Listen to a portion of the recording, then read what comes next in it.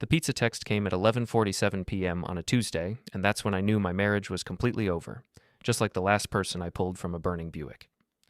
Can you pick up dinner tomorrow? Gavin's coming over to discuss my fitness goals. Gavin.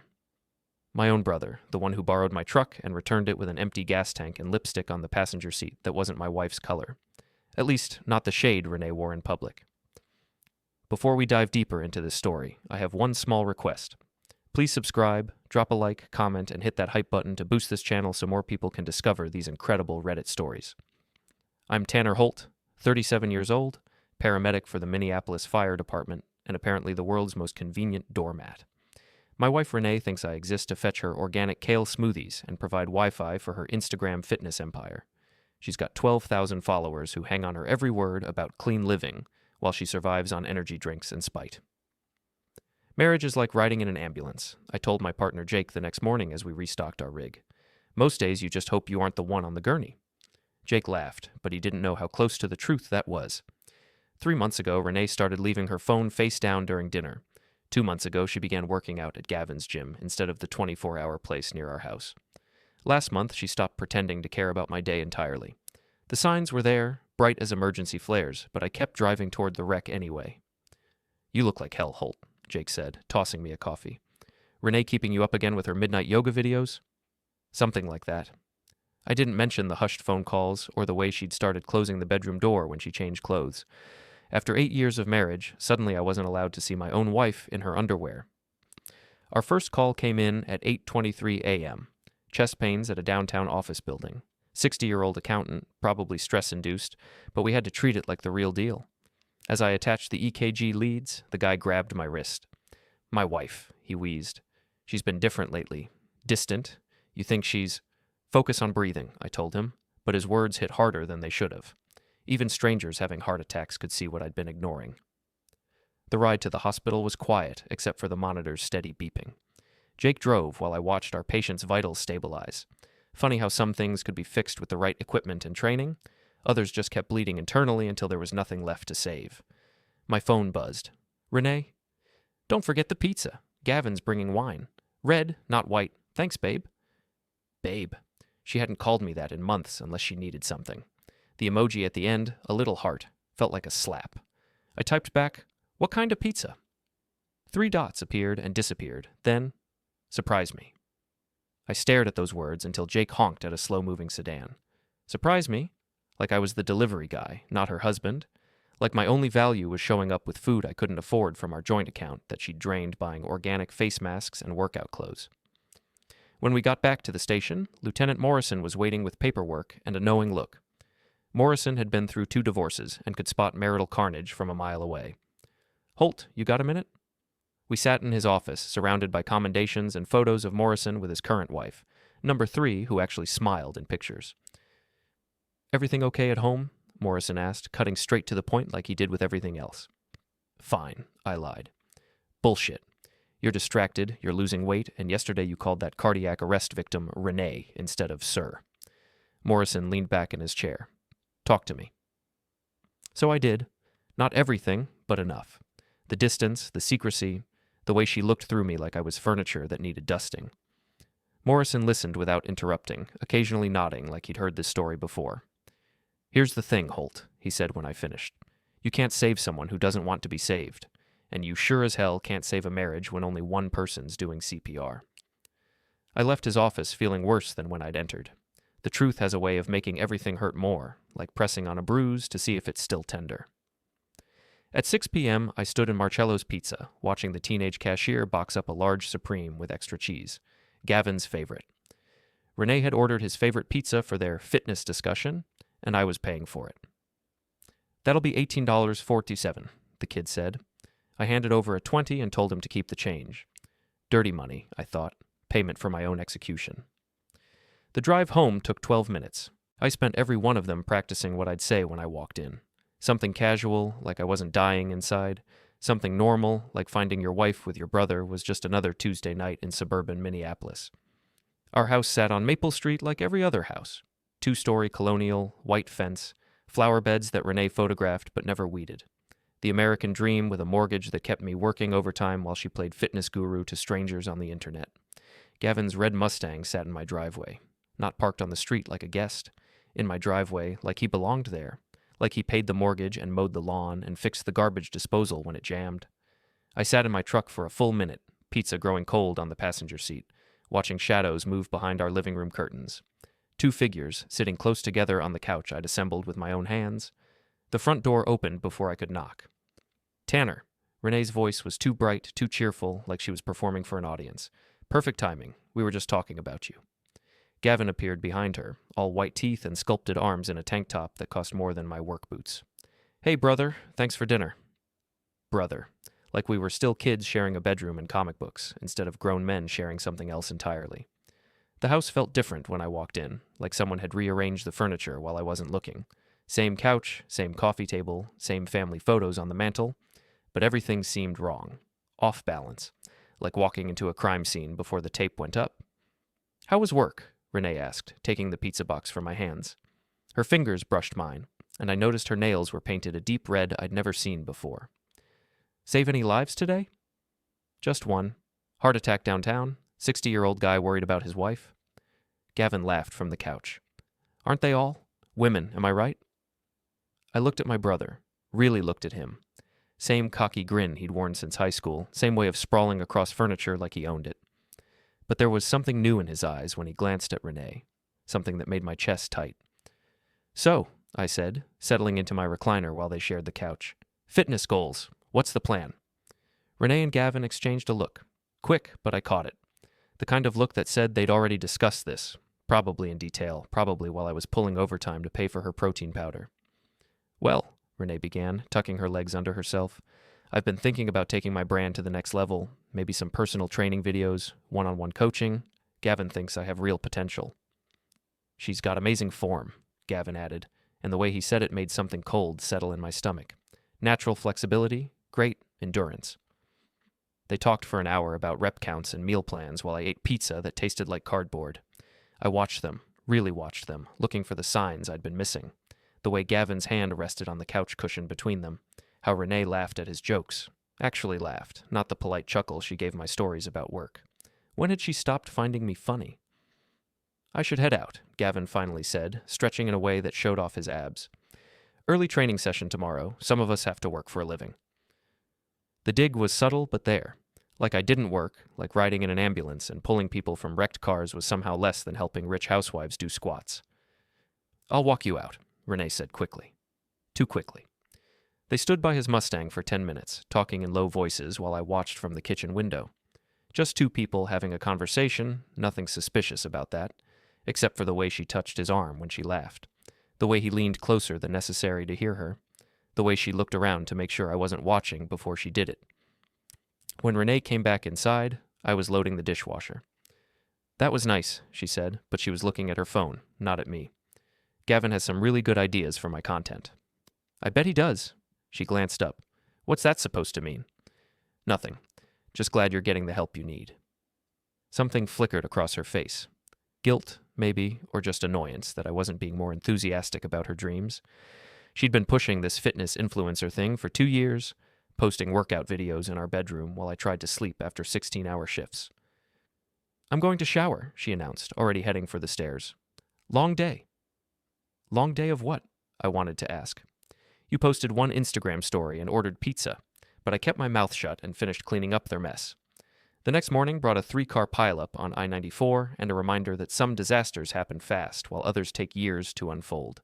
Jake and I worked for 2 hours cutting a grandmother out of her Honda while her family waited at the hospital, not knowing if she'd walk again. Makes you think, Jake said as we drove back to the station, about what's really important. Yeah, I agreed, but I was thinking about Renee's phone, face down on the nightstand, buzzing with messages she wouldn't answer in front of me. That afternoon, I did something I'd never done before. I drove to Gavin's gym. Elite Fitness sat in a strip mall between a nail salon and a smoothie shop, all glass windows and motivational posters. Through the front window, I could see the usual collection of muscle-bound guys and yoga moms, everyone sweating toward their personal best. I sat in my truck across the parking lot, feeling like a stalker, but unable to leave. This was where my wife spent her afternoons now, where she'd rather be than home with me. What was so special about this place that she'd drive 20 minutes past 3 other gyms to get here? At 3:15, Renee's white SUV pulled into the lot. She got out wearing workout clothes I'd never seen. Black leggings that probably cost more than my work boots, and a sports bra that left nothing to the imagination. Her hair was pulled back in a high ponytail, and she moved with the confidence of someone who knew she looked good. Gavin met her at the door. Not inside, where a trainer might greet any client. At the door, like he'd been watching for her. Like her arrival was the best part of his day. They hugged, a long hug, longer than brothers-in-law and sisters-in-law should hug. Her arms went around his neck, his hands settled on her lower back, and for a moment they just held each other in the doorway of his gym. Then they went inside, and I sat in my truck feeling like someone had reached into my chest and squeezed. My phone rang. Morrison's voice crackled through the speaker. "Holt, we need you back here. Multi-vehicle accident on Highway 62. Work. The one place where I still knew who I was and what I was supposed to do, where people needed me to save them instead of just bring them pizza. The accident was bad. A semi had jackknifed in the rain, taking out 2 cars and a motorcycle. The biker was conscious but trapped under his Harley, and it took all 4 of us to lift the bike while Jake stabilized his leg. My wife, the guy kept saying as we loaded him into the ambulance. Someone call my wife. Tell her I'm okay. We'll take care of it, I promised, and I meant it. Some people still had marriages worth saving. At the hospital, while Jake handled the paperwork, I stepped outside and called Renee. Hey, she answered, slightly out of breath. What's up? Just checking in. How was the gym? A pause. Too long. Good. Great workout. Gavin's really pushing me. I'll bet he is, I thought, but didn't say. What time will you be home? Not sure. Gavin wants to grab a protein smoothie after, talk about my training schedule. Don't wait up for dinner.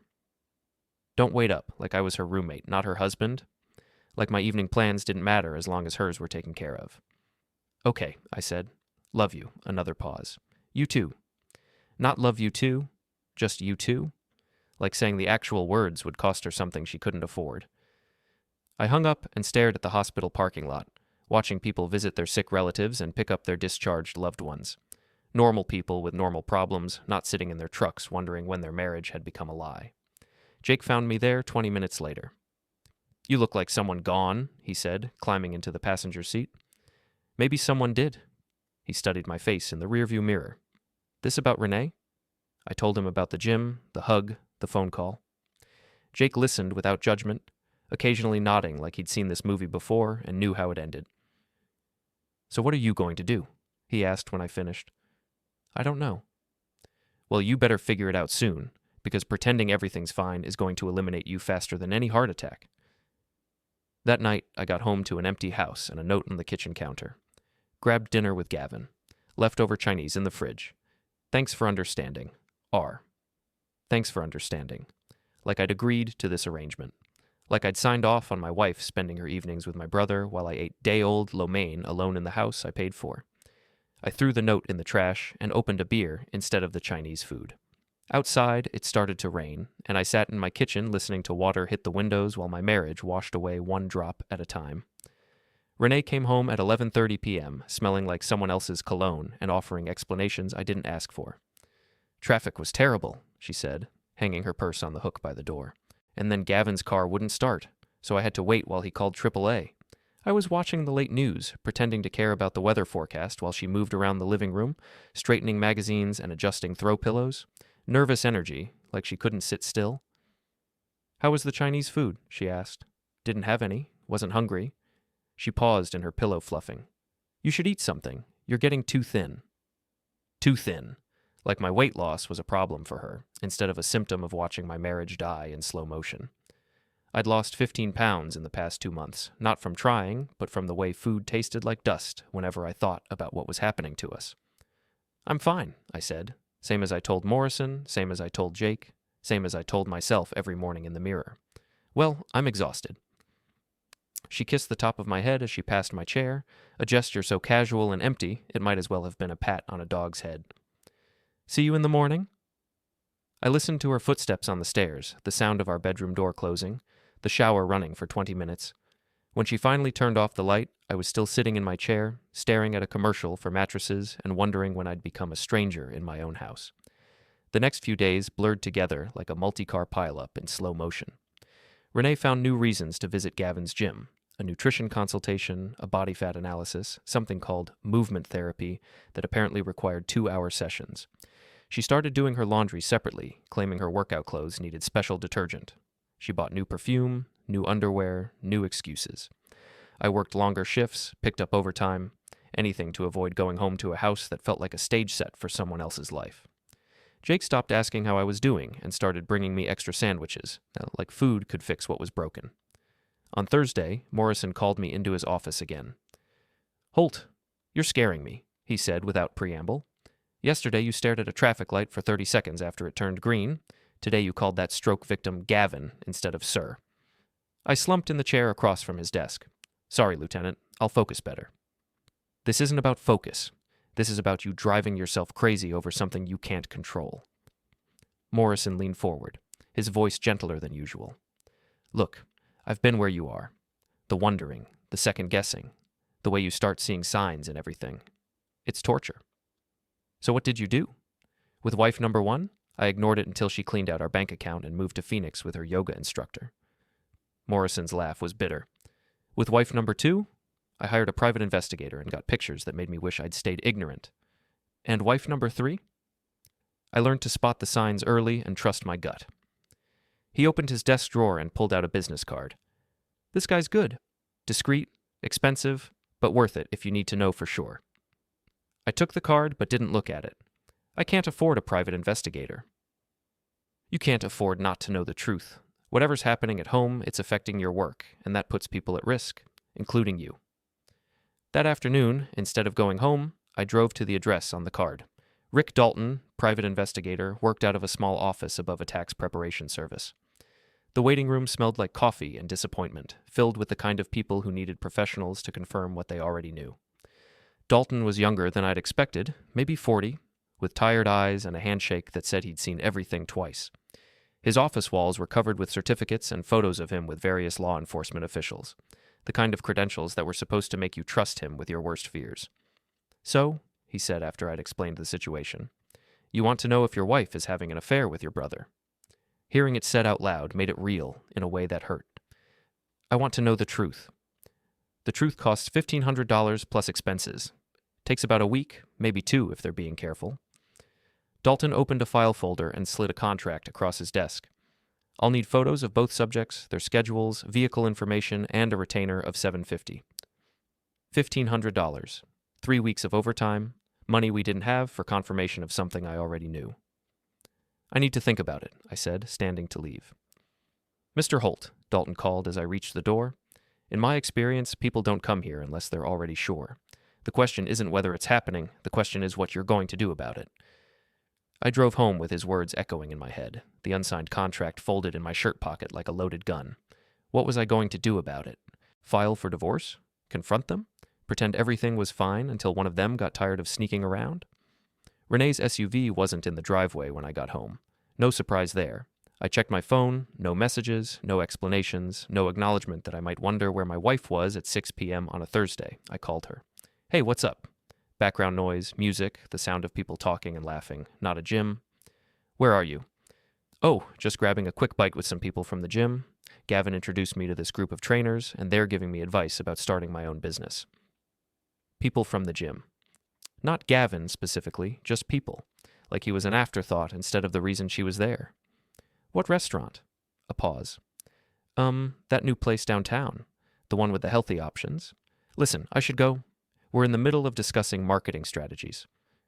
She hung up before I could ask which new place, what kind of marketing strategies, when she'd be home. I stood in our kitchen holding a non-working phone, feeling like I was the one who'd been disconnected. That's when I decided to stop being passive. I drove downtown, checking every restaurant that could be described as new or healthy. It took 40 minutes and 8 stops before I found Gavin's Mustang in the parking lot of a sports bar that was neither new nor particularly healthy. Through the window, I could see them at a corner table.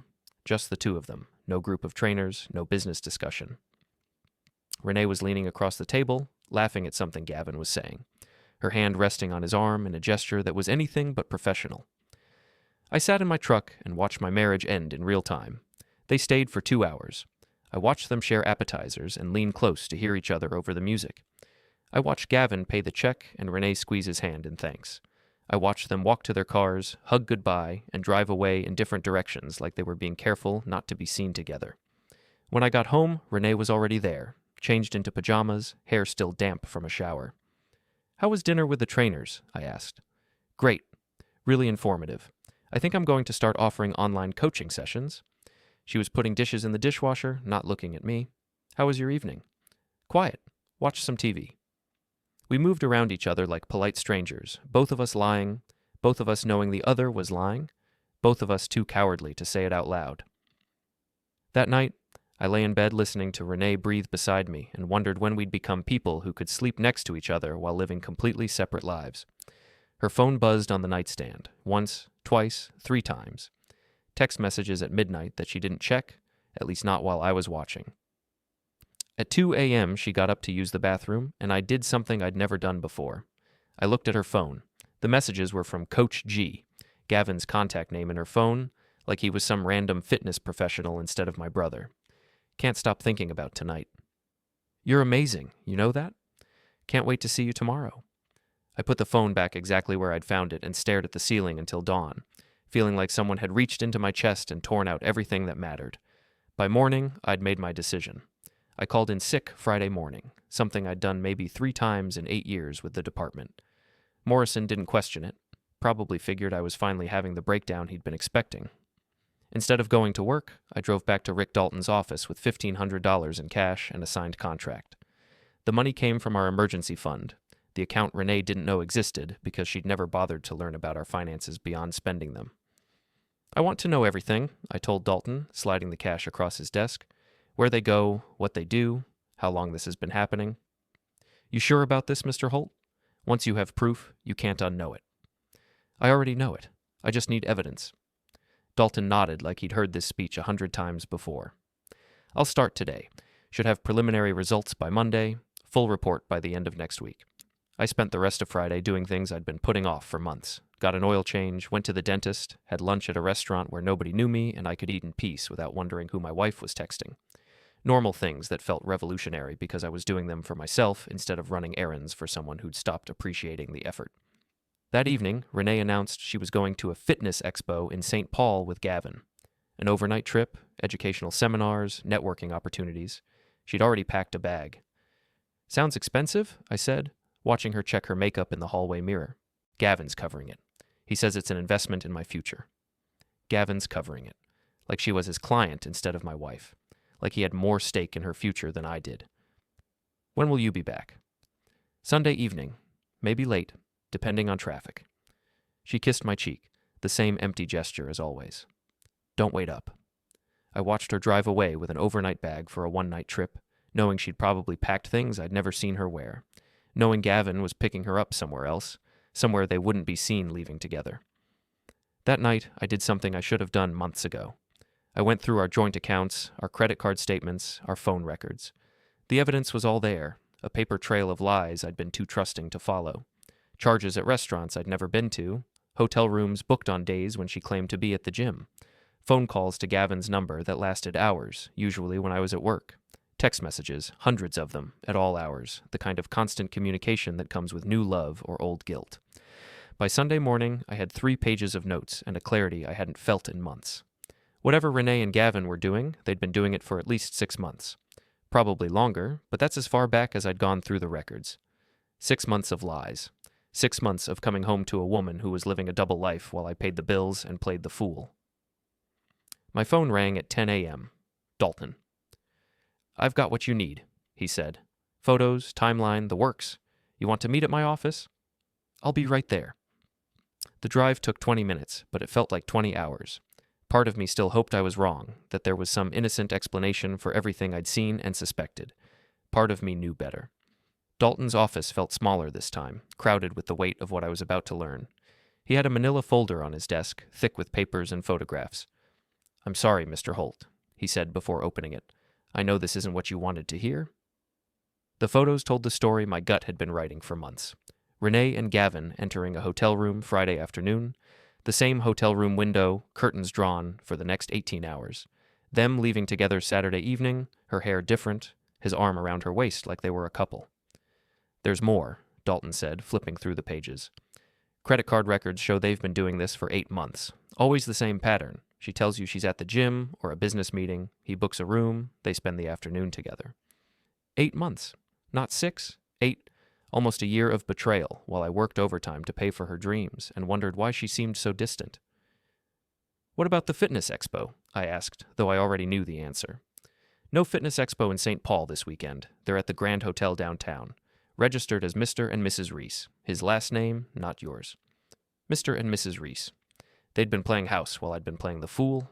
I paid Dalton his final fee and drove home with the folder on my passenger seat, feeling like I was carrying a bomb that was about to explode my entire life. Which, in a way, I was.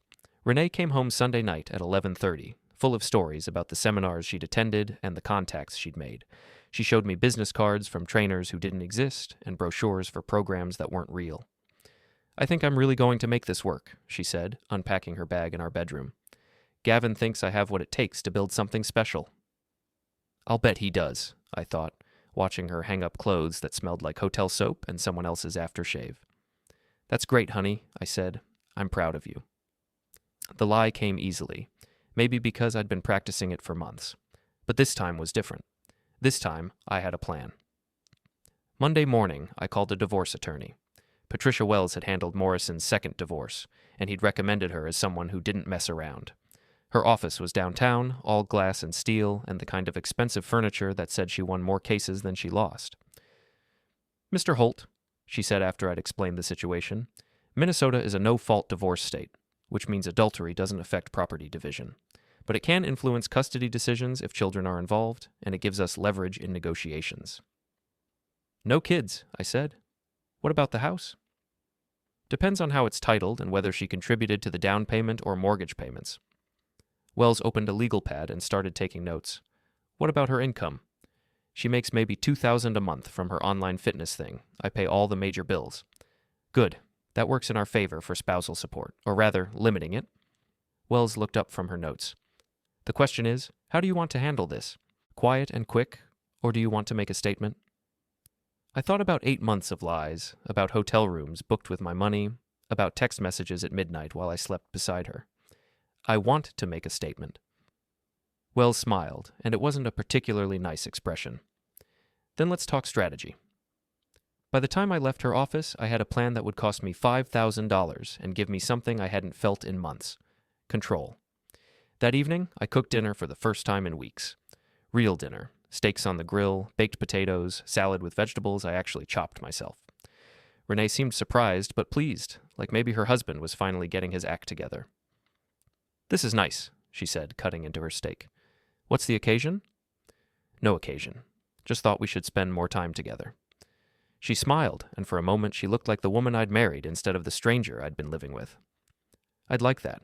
I know I've been busy with the fitness stuff, but it's important to me. I know it is. And I want to support you however I can. We ate dinner like a normal couple, talking about work and plans for the weekend and whether we should repaint the living room. Renee seemed relaxed, maybe even happy, like the guilt she'd been carrying had finally lifted.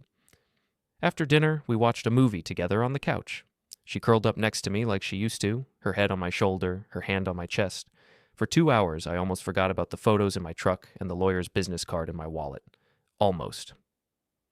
When we went to bed, she kissed me goodnight. Really kissed me, not the perfunctory peck I'd gotten used to.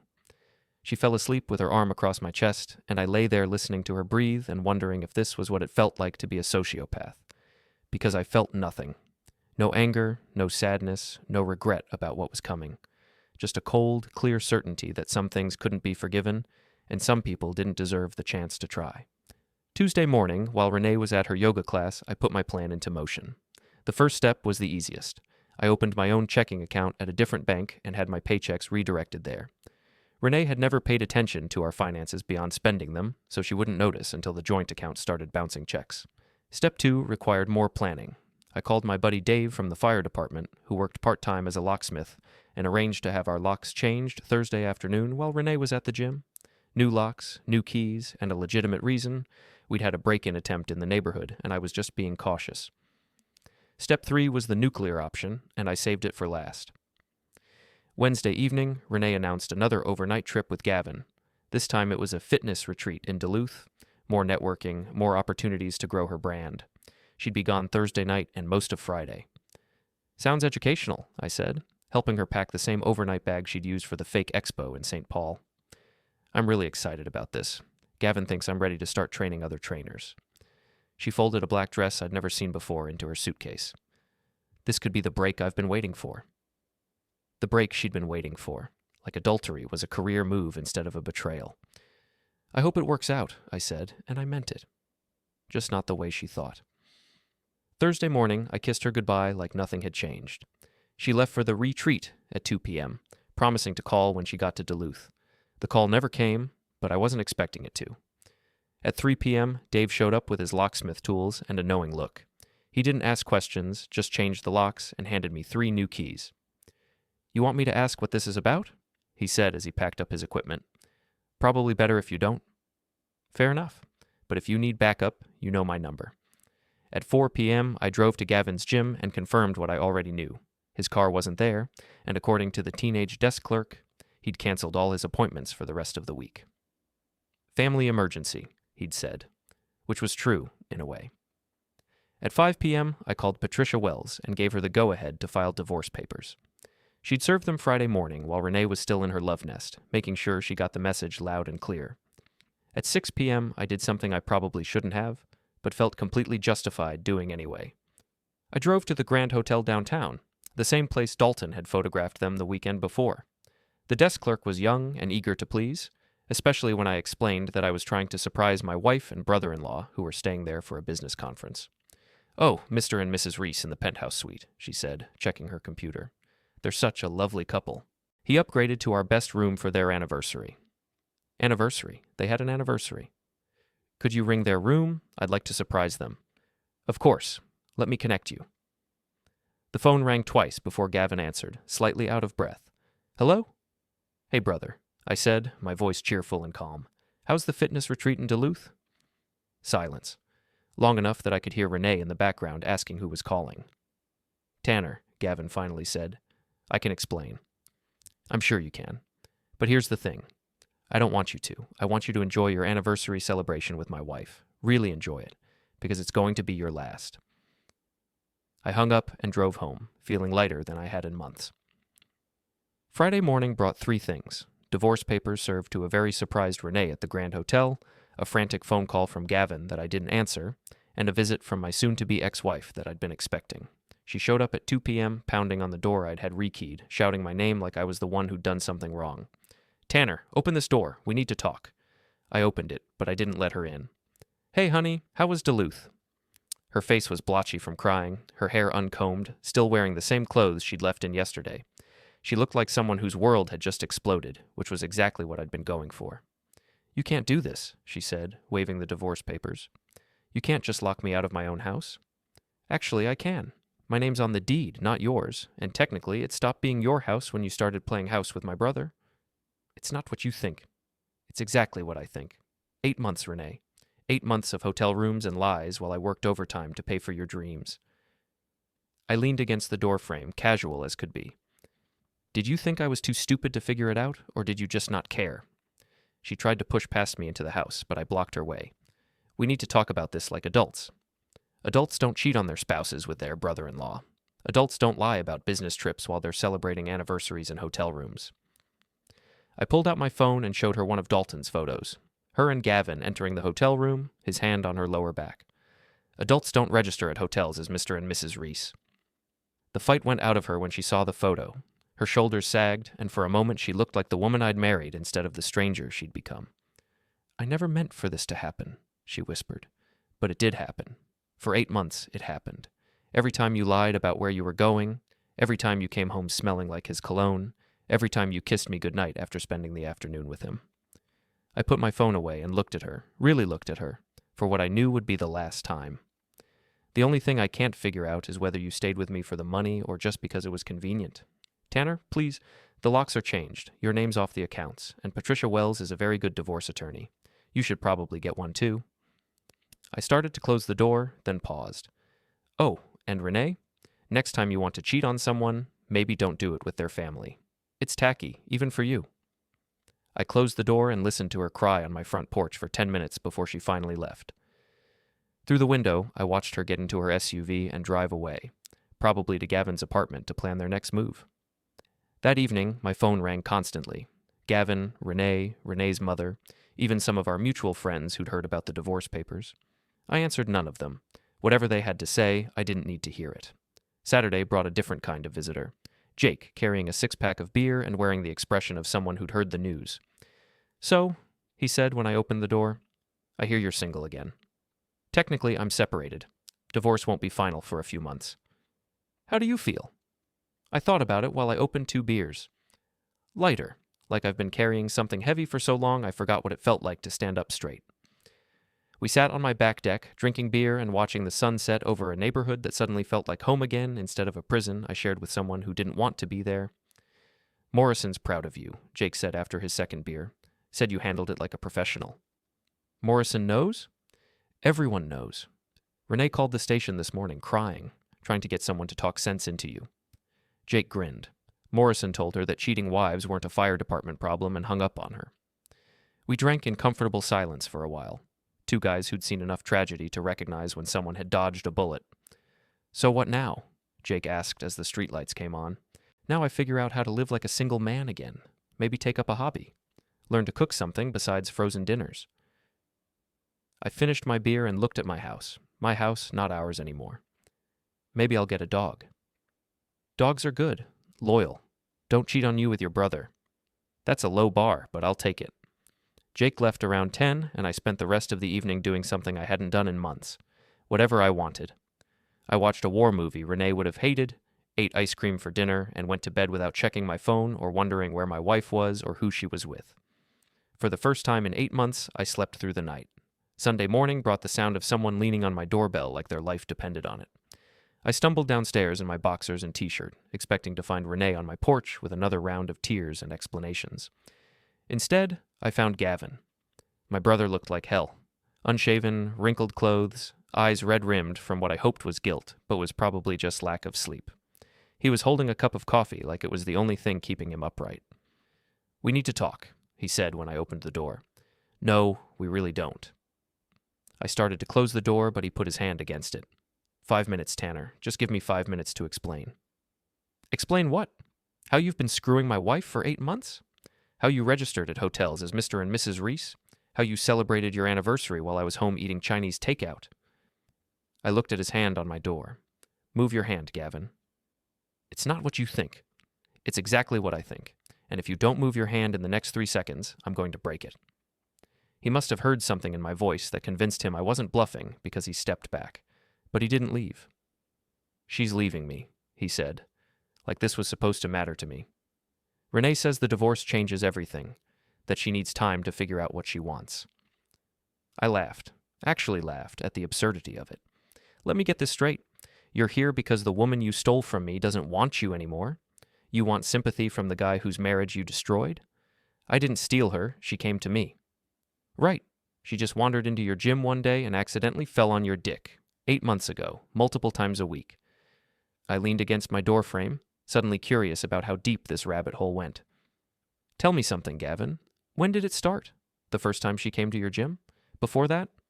He looked away, which was answer enough. "Before," I said, not really a question. "How long before?" "Does it matter?" "It matters to me." Gavin ran his hand through his hair, a gesture I remembered from when we were kids and he'd gotten caught doing something he wasn't supposed to. "A year. Maybe more. We ran into each other at that sports bar downtown, the one near the hospital. You were working a double shift." "A year. Maybe more. While I was pulling people out of burning cars and working overtime to pay for her fitness dreams, she was reconnecting with my brother over drinks I didn't even know about." "She said you two weren't happy," Gavin continued, like this justified anything. "That you'd grown apart, that the marriage was basically over anyway." "And you believed her?" "I wanted to believe her." At least he was honest about that. "So what now, Gavin? What's your plan? You've lost your sister-in-law and your brother in one weekend. Was it worth it?" He looked at me then, really looked at me, and I saw something I hadn't expected. Regret. Real regret, not just self-pity about getting caught. "No," he said quietly. "It wasn't worth it. I'm sorry, Tanner. I know that doesn't fix anything, but I am sorry." "You're right. It doesn't fix anything." I stepped back and started to close the door. But thanks for confirming that my marriage was over longer than I thought. Makes the divorce easier. Tanner, wait. I closed the door and turned the deadbolt. Through the window, I watched him stand on my porch for another minute before walking back to his Mustang. He sat in his car for a long time, maybe hoping I'd change my mind and come out to talk. Maybe just trying to figure out where to go next, now that he'd burned down his relationship with the only family he had left. Eventually, he drove away, and I never saw him again.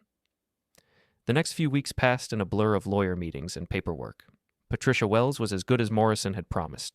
She got me the house, the retirement accounts, and most of our shared assets.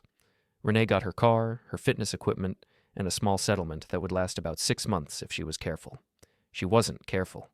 Within 2 months, she'd moved back in with her mother and taken a job at a chain gym across town. Her Instagram following had dwindled to a few hundred followers, mostly friends who felt sorry for her. The fitness influencer dream had gone with our marriage. I heard through mutual friends that she and Gavin had tried to make it work for a while, but guilt and recrimination had poisoned whatever they'd thought they had. He'd sold his gym and moved to Denver. She'd started dating a guy who managed a vitamin store and posted inspirational quotes about second chances. I wish them both well, in the abstract way you wish well for people you used to know but have no interest in seeing again. 6 months after the divorce was final, I was restocking our ambulance after a particularly busy shift when Jake brought up the subject I'd been avoiding. "So," he said, organizing IV bags with unnecessary precision, "Morrison thinks you should start dating again. Morrison should mind his own business. He's worried about you. We all are. You work, you go home, you work some more. That's not healthy." "I'm fine." "You're existing. That's not the same thing as being fine." Jake closed the supply cabinet and looked at me. "When's the last time you did something just for fun? When's the last time you went out with friends? When's the last time you talked to a woman who wasn't having a medical emergency?"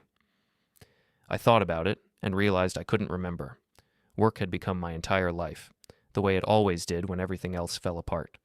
It was easier to focus on other people's emergencies than deal with the wreckage of my own life. "There's this nurse at Methodist," Jake continued. "Sarah. She's funny, she's smart, she's single, and she asked about you." "Asked what about me?" "If you were seeing anyone. If you'd be interested in coffee sometime. Normal stuff that normal people do when they're interested in other normal people." I considered this. Sarah was nice. I'd worked with her on several calls, and she had the kind of calm competence that made crisis situations manageable. She was also pretty, in a wholesome, girl-next-door way that was the complete opposite of Renee's Instagram-ready perfection. "I don't know if I'm ready for that." Nobody's ever ready. That's why they call it taking a chance. Jake started loading the gurney back into the ambulance. "Besides, it's just coffee. What's the worst that could happen?" What's the worst that could happen? Famous last words from someone who'd never had his life implode because he trusted the wrong person. But Jake was right about one thing. I was existing, not living. And maybe it was time to change that. "Tell Sarah I said yes to coffee," I said, "but somewhere public, and I'm paying." Jake grinned like he'd just solved world hunger. "I'll set it up." That Saturday, I met Sarah at a coffee shop downtown, the kind of place with mismatched furniture and local art on the walls. She was already there when I arrived, reading a paperback thriller and drinking something that smelled like cinnamon. "Tanner," she said, standing to hug me. "Thanks for coming. I wasn't sure you'd show up." "Thanks for asking. I wasn't sure I'd show up either." We found a table by the window and spent 2 hours talking about everything except work. She'd grown up in Wisconsin, had a degree in literature before switching to nursing, and was training for a marathon. She had 2 cats, a weakness for bad reality TV, and a laugh that made me remember what it felt like to enjoy someone's company. When she asked about my divorce, I gave her the short version. We'd grown apart, wanted different things, decided to end it amicably. She didn't push for details, which I appreciated. "I'm glad you're getting back out there," she said as we walked to our cars. "Jake was worried about you becoming a hermit." "Jake worries too much." "Maybe, or maybe he's a good friend who wants to see you happy." She stopped beside her Honda and turned to face me. "I had a good time today, Tanner. I'd like to do it again sometime." "I'd like that too." She kissed my cheek, got in her car, and drove away, leaving me standing in a coffee shop parking lot feeling something I'd almost forgotten: hope. Over the next few months, Sarah and I fell into an easy routine. Coffee dates became dinner dates, which became movie nights, and weekend trips to places neither of us had been before. She was patient with my trust issues and didn't push when I wasn't ready to talk about certain subjects. She understood that I needed time to learn how to be in a relationship with someone who actually wanted to be there. A year after my divorce was final, Sarah moved into the house on Maple Street. Not because we were rushing into anything, but because it made sense. Her lease was up, I had plenty of space, and we'd reached the point where sleeping apart felt more strange than sleeping together. She painted the living room the color Renee and I had talked about but never gotten around to choosing. She planted flowers in the beds that had been neglected since my marriage ended. She filled the house with laughter and cooking smells and the kind of comfortable domesticity I'd thought was a myth. One evening, as we sat on the back deck sharing a bottle of wine and watching the sunset, Sarah asked the question I'd been expecting. "Do you ever regret it? The way you handled things with Renee and Gavin?" I thought about it. Really thought about it. No, I regret that it happened at all, but I don't regret how I ended it. They made their choices, and I made mine. Even though it cost you your brother? Gavin stopped being my brother the first time he slept with my wife. Everything after that was just paperwork. Sarah nodded like she understood, which maybe she did. She'd been through her own share of relationship disasters before we found each other. "I'm glad you're ruthless when you need to be," she said, reaching for my hand. "It means I never have to wonder where I stand." "Where you stand is right here, for as long as you want to be here." "Good," she said, squeezing my fingers, "because I'm not going anywhere." As the streetlights came on and the neighborhood settled into evening quiet, I realized something that surprised me. I was happy. Not just content or getting by, but actually happy. The kind of happiness that comes from building something real with someone who chooses to be there every day. It had taken losing everything to figure out what was worth keeping. It had taken betrayal to learn the difference between love and convenience. It had taken revenge to clear the ground for something better to grow. Some people might call that a hard way to learn a lesson. I called it the only way that mattered. 2 years later, Sarah and I were married in a small ceremony at the fire station, with Morrison officiating and Jake as my best man. We honeymooned in Ireland, where nobody knew our history and we could just be two people in love with their whole lives ahead of them. I never heard from Renee or Gavin again, which was exactly how I wanted it. Some chapters end with dramatic confrontations and tearful reconciliations. Others end with silence and the simple decision to move forward without looking back. I chose silence, and I never regretted it. The last I heard, Renee had remarried and moved to Florida, where she worked as a personal trainer at a resort. Gavin had started over in Colorado, running a small gym in a ski town where nobody knew about his past mistakes. I hoped they'd both learned something from the wreckage they'd caused, but it wasn't my problem anymore. My problem was figuring out how to be the husband Sarah deserved, how to build a marriage based on honesty instead of habit, how to trust someone completely after learning what betrayal felt like. It turned out to be easier than I'd expected. When you're with the right person, trust isn't something you have to work at. It's something that grows naturally, like flowers in well-tended soil. On our 5th wedding anniversary, Sarah surprised me with news that changed everything again. She was pregnant. We'd been trying for a year, and the doctors had warned us it might not happen. But there she was, holding a pregnancy test with 2 pink lines, crying and laughing at the same time. "Are you ready to be a dad?" she asked. I thought about my own father, who'd gone when I was 12, and the kind of parent I wanted to be. I thought about second chances and new beginnings, and the way life sometimes gives you exactly what you need when you're finally ready to receive it. "I'm ready," I said, and I meant it. Our daughter was born on a snowy February morning, perfect and healthy, and completely unaware that she just made me the luckiest man in Minneapolis. We named her Grace, because that's what she was, a gift I didn't deserve, but would spend the rest of my life earning. As I held her in the hospital room, watching Sarah sleep and listening to the soft sounds of our daughter breathing, I thought about the chain of events that had brought us to this moment, the betrayal that had destroyed my first marriage, the revenge that had cleared the wreckage, the slow process of learning to trust again. If Renee hadn't cheated with Gavin, I never would have met Sarah. If I hadn't ended my marriage so decisively, I might have spent years trying to fix something that was beyond repair. If I hadn't learned to be alone, I never would have appreciated what it meant to be with someone who actually wanted to be there. Sometimes the worst thing that happens to you is also the best thing, disguised as disaster, but really a course correction toward the life you were supposed to live. I kissed my wife's forehead and whispered a promise to my sleeping daughter. I would never take this for granted. I would never forget how lucky I was.